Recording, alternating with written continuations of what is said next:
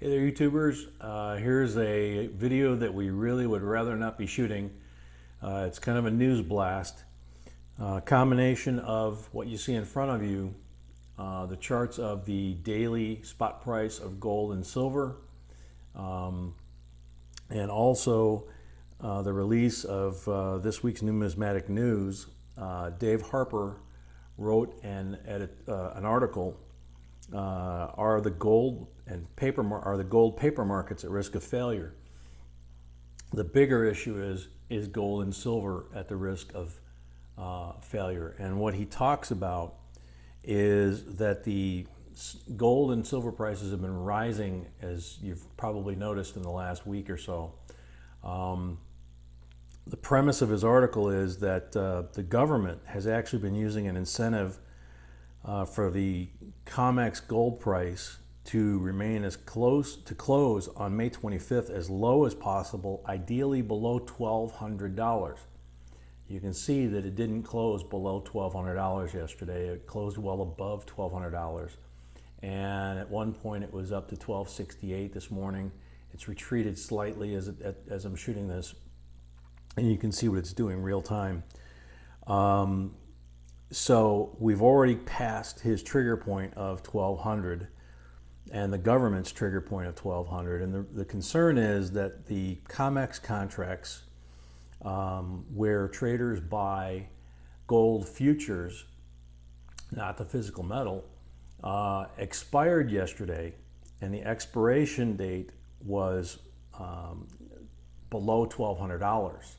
Okay, so the gold is at $1,265. Their contracts were below at $1,200 or below, which means that they can cash in those contracts and get the physical gold for below $1,200 or around $1,200 and make an instant pop of 65 bucks an ounce for each contract they hold.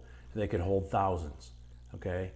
What the problem comes in is they then make the demand for the physical delivery of that gold.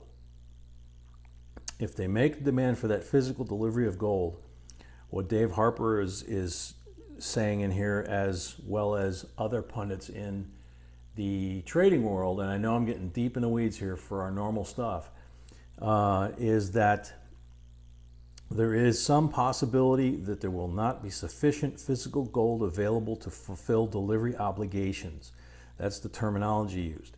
If delivery defaults start occurring, they could compound and potentially lead to the crash of the COMEX, which is what these numbers are, and the London gold markets, and maybe even silver. This has not happened until since 1968, back when it was 35 bucks an ounce for gold. So needless to say, this is not good news. We're going into Memorial Day weekend. Overseas markets will continue to trade. If you are in the market and have the money and ability to buy silver and gold at this time, it probably would be wise, because if Dave's premise and if the trader's premise that I've been hearing is correct, they're talking that once it broke through yesterday's close above 1,200, that we're off to the races, as they say, and these both could significantly increase in a very rapid fashion, like they did back in 2008, 2009, 2010, where we saw $50 silver and, I think $1,800 gold. But just wanted to put that out there for you guys. If it can help you guys stave this off and get stuff cheap, great. If not, we're all along for the ride. So until next time, hope you found this helpful. JB Coins signing out.